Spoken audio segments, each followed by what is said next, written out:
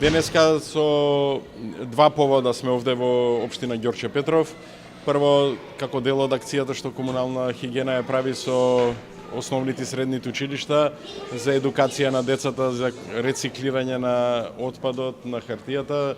Навистина беше прекрасно да се видиш се она што децата и најмладите го имаат направено. Тоа е патот како да ја подигнуваме јавната свест од најмала возраст, да бидат вклучени во процесот и во образувањето како да се справуваме со отпадот. И вториот повод е што во рамки на планот за чист воздух, кој е стратешки приоритет на владата, рековме ќе започнеме со промена на начинот на загревање или затоплување на оние најранливи категории, тоа се најмладите.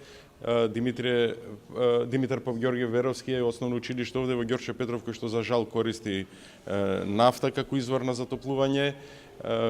Годишно она што се троши е сериозна инвестиција и како пари, но пред се како опасност е што најмногу страдат и децата и околината, и затоа ова училиште ќе биде прв приоритет во општина Ѓорче Петров и заедно со помош на во рамки на планот за чист воздух, заедно во партнерски однос со деловната заедница, ќе интервенираме и ќе го замениме ќе замениме нафтата како извор на затоплување со еколошки извор на затоплување.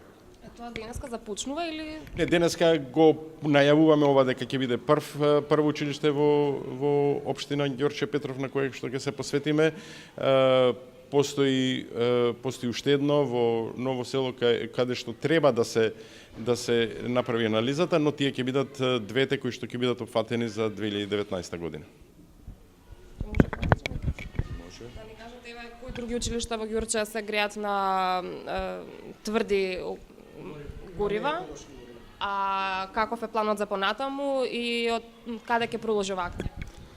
Морам јас се малку патетика, бидејќи навистина треба некојаш да се вратиме назад за да видиме до кај сме. Ние немавме во општината ни еден проект, особено за енергетска ефикасност, а особено за најмладите категории, односно за децата и за учениците. Тоа е жално.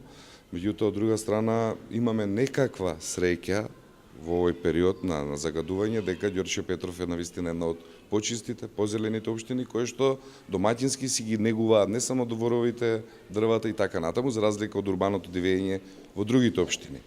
Меѓутоа, без разлика на тоа, заедно како општина Ѓорче Петров со Министерството за животна средина, која што заменикот министер Јани Макрадули е координатор на таа работна група при владата.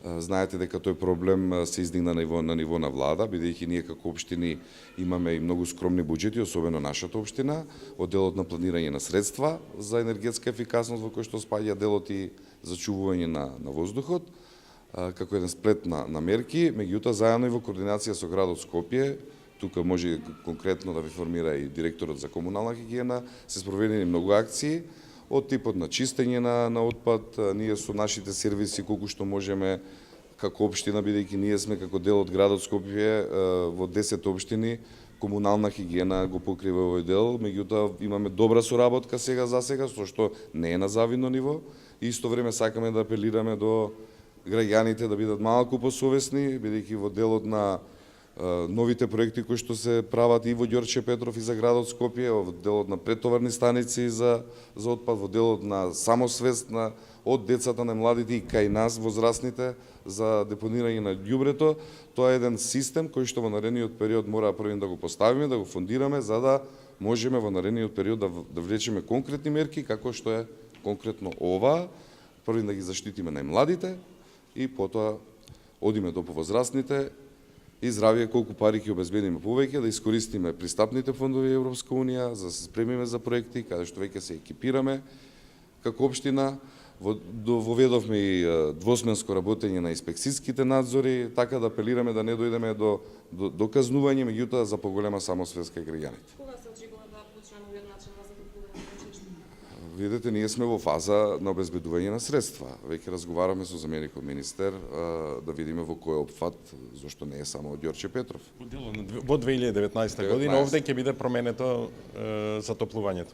Збориме за Димитар Попгеоргиев Веровски, а во Тихомир Милошевски планираме да ја смениме старото стариот котел кој што е замислет од 1960 година и троши Тихомир Милошевски 160 метри кубни дрва, да видиме за почеток на пелети или топлотни пумпи, во зависност од тоа што ќе да каже кост бенефит анализата во делот на ефикасност и заштедување на средства за училиштето и за општината.